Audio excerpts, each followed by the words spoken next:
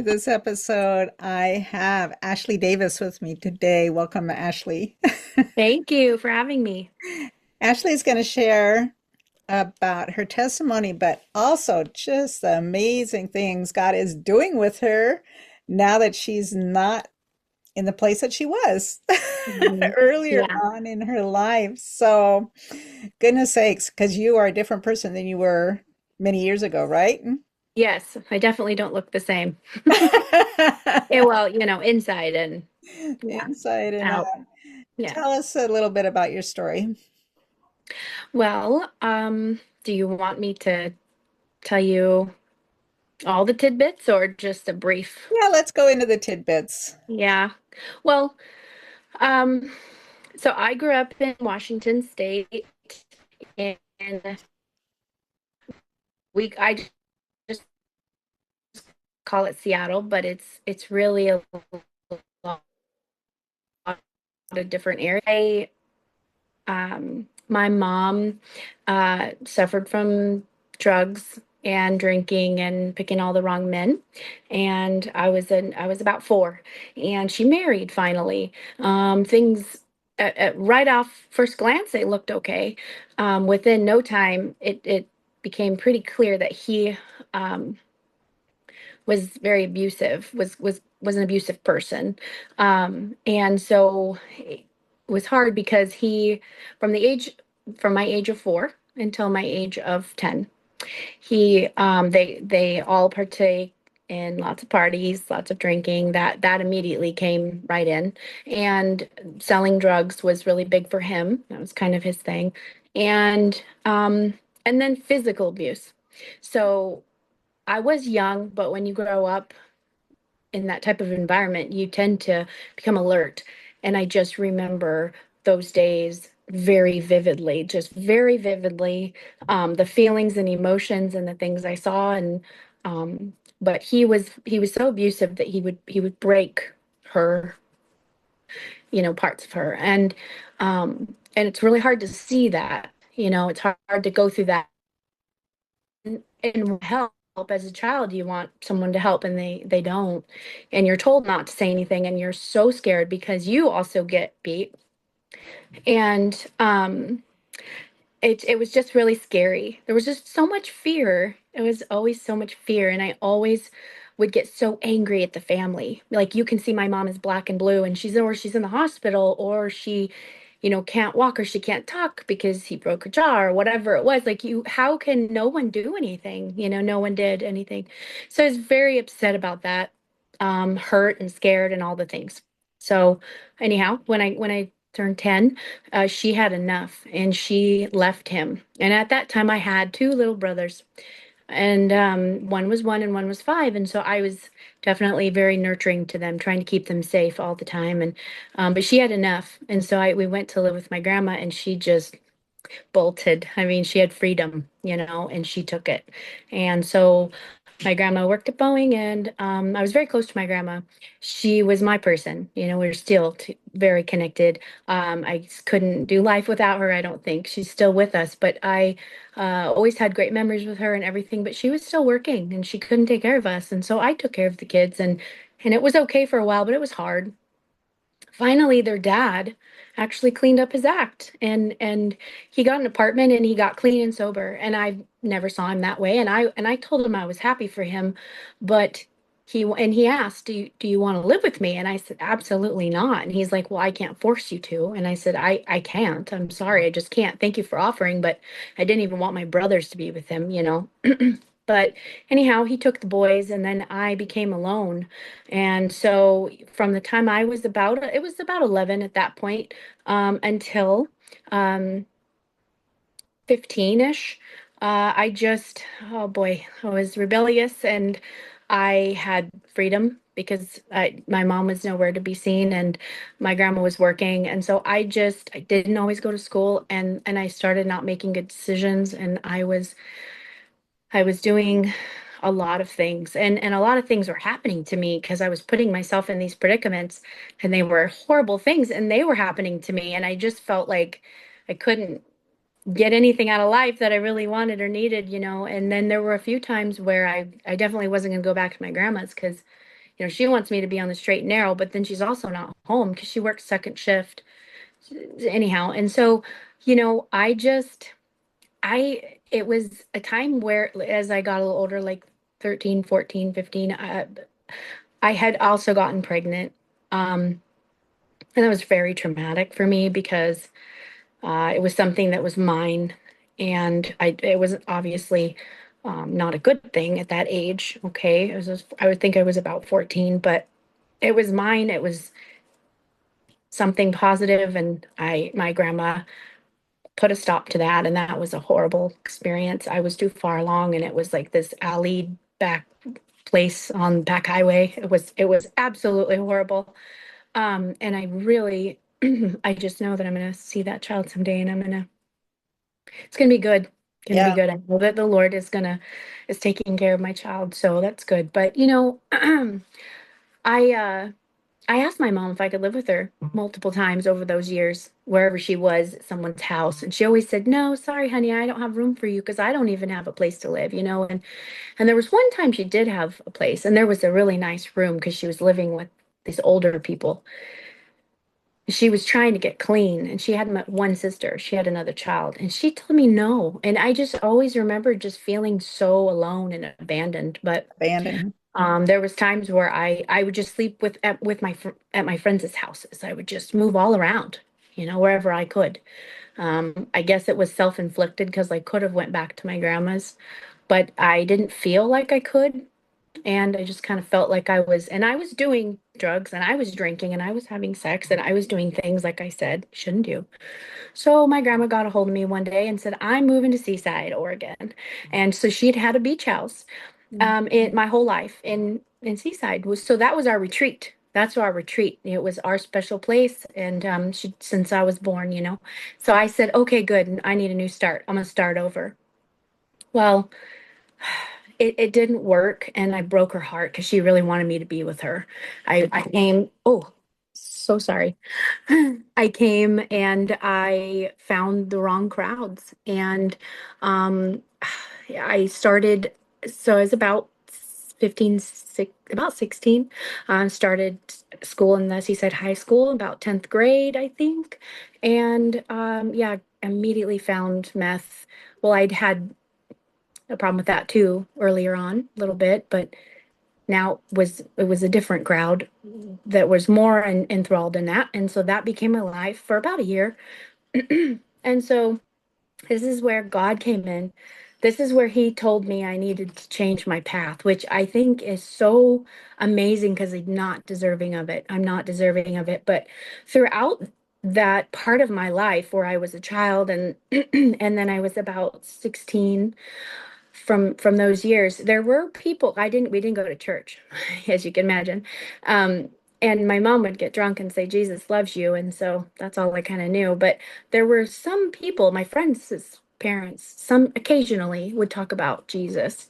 And there was one in particular. I'll bring that up later because it'll tie in the missionary part. But God God allowed me to know that He was real, and there was something about Him that I knew was real. And of course, I how could I believe that with the life that I was living? But there was something I just knew. I didn't question it. It was just real, but I just had no idea about it. I did not know Him. I had no idea how to know Him, of course. And so I went to work at this temporary agency in Seaside, and I met my husband, and he gave me a ride home, and he was so nice. He was so good. He didn't do drugs, and he had been living in the same home his whole life, had gone to church and had this great job, was a good person, good person through and through. And I That's could see that. And he was really interested in me, and I didn't know why. I really didn't. I just thought, oh man, if you only knew. I could never tell you the truth. I'm a mess. I'm a wretched person. You would never want to be with me. But he didn't give up. He just kept wanting to be my friend, and just wanting to like talk and hang out. And so finally he made it very clear he wanted to have a relationship with me. And I'm like, no, absolutely not, and he would meet me in these places where I was really high, and he'd want to, take me away from it and take a drive or something, which I think in his way was getting me out of there. But I would feel so bad because I was high and I didn't want to be. And it was like I just knew all of a sudden there was like he wanted to have a relationship, and I knew that I obviously couldn't be doing this with a relationship. And but he also had like this normal life and church, and I just could see a clear path. He wants to give me, he sees through this. He likes me for me. I tell him about myself and he accepts me for who I am, and it doesn't scare him away. And he wants to bring me home and meet his parents, which obviously has never happened to me, and I would never think that that could happen. And then I would look at these friends, and I would look at the drugs, and it was, oh, it was controlling me. I couldn't stop. So I tried to stop, and I tried to stop because I thought this was, I think there's a light on this path. There's a light, a path I need to follow, and this is going to be good. And if I follow this one, I just felt like it would be dark and it would be bad, and I just knew I'd probably end up like my mom, and worse. I just could see it. This is where my life changed. And I was 17 at the time. And I could see Mike, and I could see the drugs in this house. And I just made a decision, and he helped me. And it was hard, but he helped me. And I got clean. And we just things started moving along so fast. I wanted to go to church. He at the time wasn't going to church because you're 18 and you decide, oh, I don't have to go. And I said, well, I want to go, so you need to take me. I just had to go to church. I don't know what I just had to go. Never really gone, but I had to go. And I wanted it so much. I wanted it. And I met his parents in his church, and it was in Warrenton First Baptist. And anyhow, so I was 17 and we moved very quickly. I originally said, we're not, let's take it slow. I want to learn about God, and but it ended up being a little quick. Within about 6 months total, we were married, and we were pregnant. So it went by awfully quick. But that's where God started transforming my life, was when I decided that, when he showed me I had a and he has shown me ever since what he's wanted in my life. um I had little sisters at that time. I was pregnant. My mom moved, and she moved up to Oregon, here down to Oregon with her husband at the time. She remarried, and they were drug addicts. It was horrible. They had two little girls, a 1 and a 2-year-old, and they were in the mix of it, and it was horrible. She moved into our 1 bedroom apartment because they had nowhere to go. And I felt like I had had a lot of life by then. I know that sounds interesting, but I thought I did, and I felt like it was time to settle down. I did. I was ready to be a wife and a mom and make something, whatever God would want me to do. I wanted to be just faithful to my family and to him. And so we had partial custody of the girls. Parents had gone to jail. And then I had my son, Michael, and they were still with me for a while. And then finally the court said, well, you're only 18, because I turned 18. And they said, you're too young, and you have a baby, and you're just married. And even though we were doing it just fine, we figured it out. We had these 3 little babies, and Mike and I figured it out just fine. God was amazing at just really allowing us to have that time with them. And it was really hard, though. I had to give them up to foster care. It was really hard. But yeah, just moving forward from the time I was 18 until now, it's been 25 years of marriage. We just celebrated, and we have 4 children and 1 grandchild. And he's given me a heart for the children's ministry. And so about the missions is, when I was 14, and I had the time when I had gotten pregnant, I lived with this friend of mine, and her parents were Christians. Boy, she hated it. But oh man, I would just love it. I loved it. It was a good home. They were good people, and I felt wrong being there in their home. But God, they loved me. They knew that I had done things, and that I had already had probably not a good influence, although I always said was a good person. But um they took me in, and they loved on me for a while, and they had missionaries come stay at their house for like a week. And then they had other missionaries when I wasn't there, and they had talked about it, and the light in their eyes, the love for Jesus was so rich and full and beautiful. And I just wanted that. I wanted to meet missionaries. I wanted to be around them. I wanted to be a missionary. It's all I could think of. I was like, oh, I want to be a missionary and I want to have them come be with me in my home. And it was a secret goal of mine. It And sounds so, like there's such I mean, because you had such a contrast between the dark of your life and seeing the light. I mean, that light that these people that God put into your life, you know, yeah. and that draw to that light. hmm And how I believed so easily in God. I really did. I didn't ever um, question him or wonder why I was going through what I was going through. I never questioned him because I've heard people that do. I've heard their struggles with that, especially coming to faith because they have such a hard life and they blame him or they don't understand why he couldn't have helped. I didn't have that. I didn't. I just believed. I had a sense of peace with him. I just didn't understand it at all. I just had no idea. I don't know why God did that for me. He did, and But but I immediately got into children's ministry yeah, pretty because good. you were And chosen. But I think also that's another thing you're going to find out in heaven is who was praying for you, because somebody's been praying for you all along, that God is taking notice and plucking you mm, out because He had a plan yeah, for you. yeah, yeah, for sure. Yeah, So yeah, then the missionary stuff, we had prayed about it. I had prayed about it many times and heard lots of them in church over the years and met them. And Mike was really not on board. He wasn't, and we had little kids. We were really poor. We didn't have very much. Oh man, it was hard. And so it just was something that I just secretly always loved and admired and just really prayed about. And I just thought I had hope. It was like maybe one day God will allow that to be something that he has me to do. And I was praying that he would change Mike's heart because I needed Mike to be on board too. And a couple years ago, well, actually right before COVID, mm, Mike and we started our own business and 2019 and that was God. We knew that was God. There's a whole thing there. God really wanted that to happen and he made it happen and it was great. But then he changed our hearts and Mike started wanting to be a missionary too. He wanted to go. His heart was completely changed and I was so surprised. And to be honest, it caught me off guard.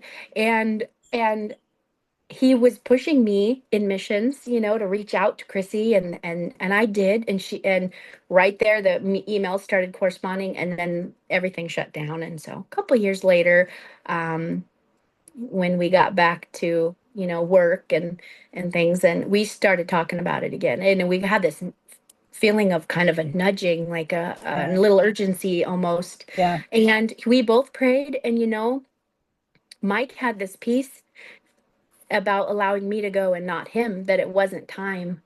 He really did. And my husband's not really that kind of a man. He's not. And he gets worried about travel and I would never in a million years think he'd allow me to ever go out of the country without him. That's just not how he feels yeah. where he feels comfortable, but he was completely comfortable and it was almost like I didn't recognize him. God had put that on his heart and he allowed him to take care of the family while I was gone. I mean, he had peace.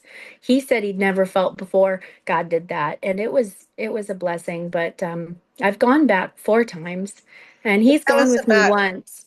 Yeah, tell us about the actual mission and what, where it's located, what the gist of it is, what you do on your trips. Yeah. So it's definitely a little bit of a long trip, right? It's Kenya, Africa. Takes a little bit to get there. We used to go in October. The rains would be subsided enough, the weather wouldn't be as hot. But then we did start getting into some rains a little bit and it became a little dangerous. So we've changed the date here a few times. We've gone like in May and June, so that's about the time frame. It's about once a year is really good time to go to check on projects that we have there. has always taken teams, so Christy Christian, over there for many, many years. And it's in Nairobi, Kenya, is the main city. We fly in there and we're there for a portion of our time. And then we take a plane, an in-country plane to Kisumu and then drive a little ways, a couple hours, and we get to Rockwaro.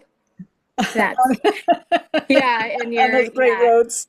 yeah, it's bumpy. It's very long and bumpy, but it's beautiful. They have speed bumps, large speed bumps. They don't have police officers to tell you, "Hey, mind the rules," and they don't have, the resources to have, say, stoplights and or stop signs and lights and signals and those types of things. So they just put speed bumps in the roads, and that makes you slow down because everyone in the car, if you miss one, oof, you almost hit the ceiling and it hurts. So and it is wear and tear on your vehicle. So they do go rather slower, but it's a lot of bumps. So yeah, it's Kenya, and then just surround, like, what we do there is we go to we visit the slums in Nairobi. The slums, there is multiple slums, and they're comprised of millions of people, sadly, and really the worst of the worst, but they're surrounded by the city. So if you have ever been in New York and you're in Central Park, if you take a look around, you can see all the city, and then you're in the park. Well, it's very similar, just a bigger expanse. But if you're in the slums and you look, you can see the city kind of surrounding. It's very sad, but we visit them multiple times. There's schools there that we do feeding programs. We really enjoy partaking in that. It's really nice to see all the children come, and we like to help feed them, serve them food and read them books. They love dancing for us and singing for us. And then it's usually at a school. So we also like it to see their classrooms, and they love it when we visit their classrooms. Um, and then if you are privileged to have a sponsored child, if you're on the mission trip and you have a child that you've sponsored, whether they're in Nairobi or up country, we make it a point to allow you to see them. And we really like it if you can see them in their home, if it's possible. And so if you have children in the slums, we'll try to visit them. And if we can't go to their home because it's dangerous, Mhm. or maybe too far, they'll come to you. They'll come to you. So you'll get to meet them. You can hug them. You can ask them questions. They can ask you questions. It's very sweet. We do the same thing in Rockwaro or the other places that we go. We like to do home visits. It's called home visits, but it may be a sponsored child or their family, or it will be maybe a widow or a single parent, that's taking care of a lot of children, or maybe a home that's in need.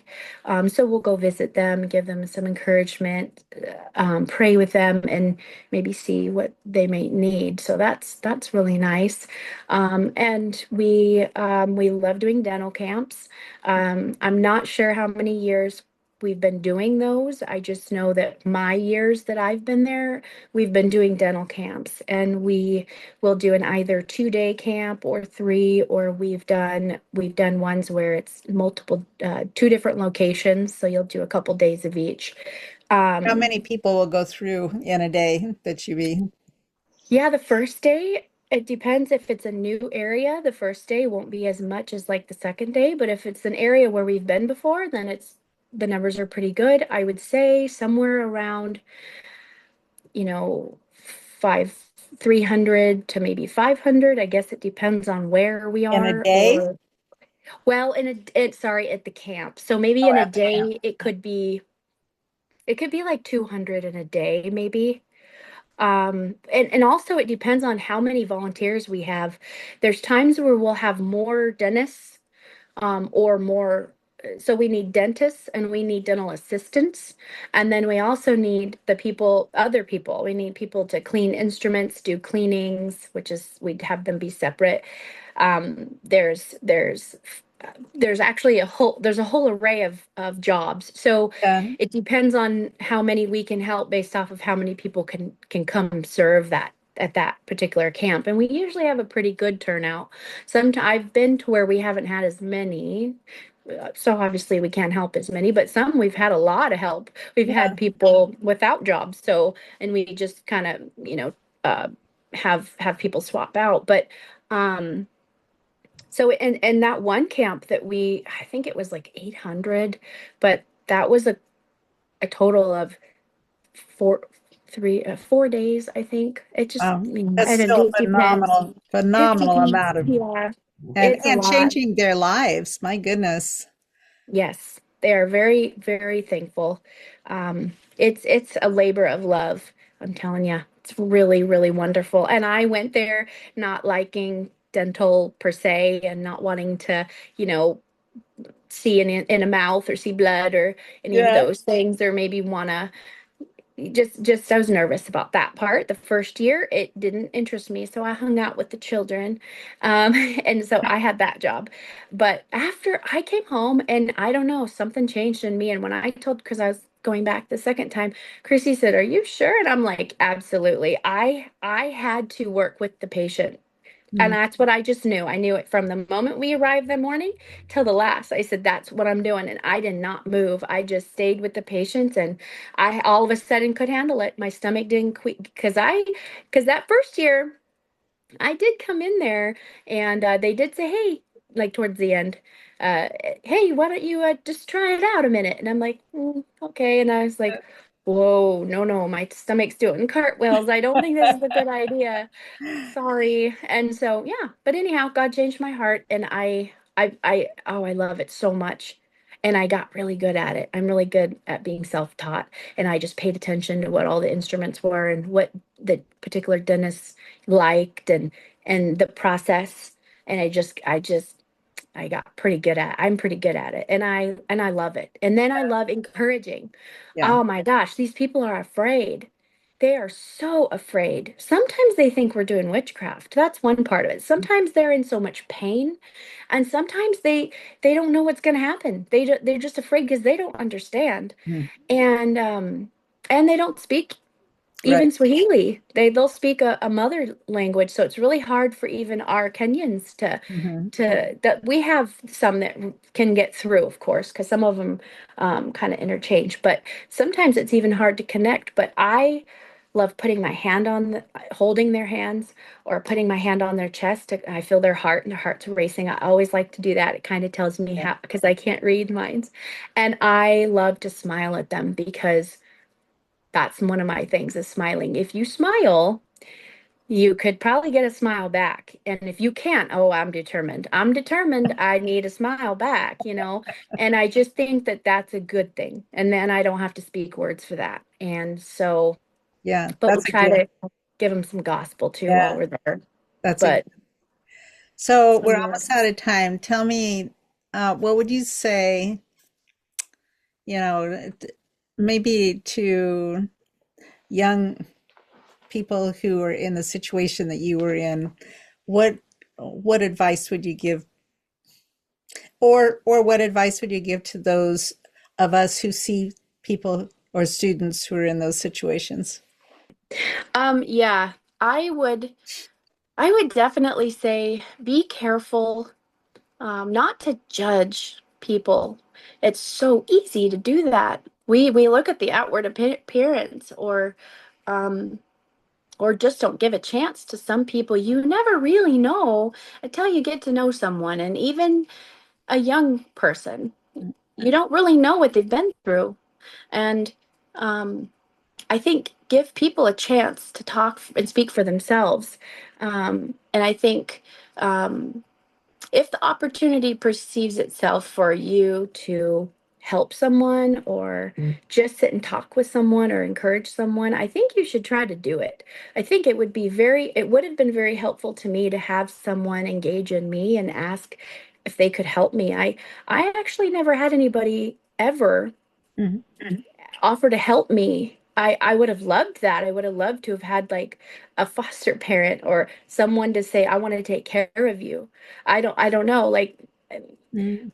it's interesting to me. Um, so maybe, um, Getting to know people is really good. It's really hard. We're busy. We're so busy. People are busy and their attentions go all over the place. But maybe if we take a moment, I believe that a person that's in your life is for a purpose because there's like millions of people out there, and yet there's only certain people that are in your life. It's for a purpose, right? So I think we should try to invest in, if we can, the people that are around us because I think it's for a purpose Yeah. that we don't even know about, and like God knows. Yeah. So maybe invest in someone and just listen to them or ask them how they're doing, and actually wait for them to tell you because there's got to be a lot more than you know. Right. Right. And Yeah. how can people find out more about your mission program? Helping Hands International. If you go online, it's the one that will say it's from Medford, and you'll go there and it'll talk all about all the stuff that they're doing, all the places they're going around the world, but you'll be able to find the link for Kenya, and you can read all about our trip and what it entails and have contact information so you can get a hold of someone, which would be me or Chrissy, and we can just talk to you and answer questions and see if it's something God's like directing you to do. Right. And if someone wanted to make donations to the organization or something, would it Yeah. go to that Yeah, right website? there. Yeah, it'll say donate. And Hmm. it'll ask you where you want to donate, and you'll get to choose. Hmm. So, yeah. And people can get sponsored children through there as well. Yeah. Yeah. Yeah. Oh, it's so powerful. Oh my goodness. And all of the money, this is such a great organization. I wouldn't be with them if they weren't. All of the money goes to the children, to their education, some clothing, food. Oh man, and it's like 35 or $38 a month, I believe, $38. And it's just incredible how we Yeah. can really help them Yeah. just by doing that. And they can send letters and pictures, and the kids will send them back. Yeah. Yeah. That Yeah. is so wonderful. Look where God took Mhm. you. Did you ever even have a clue? No, I'm still excited about what's still to come. Exactly, exactly. Yeah, Because this is just like yeah. there's so much more, right? So much Hmm. more. And oh man, so you've been a blessing to so many people and more to come as well, just all the way Hmm. around. Thank you Yeah, so much for sharing your story and being vulnerable. I know that's not always easy to do, but yeah.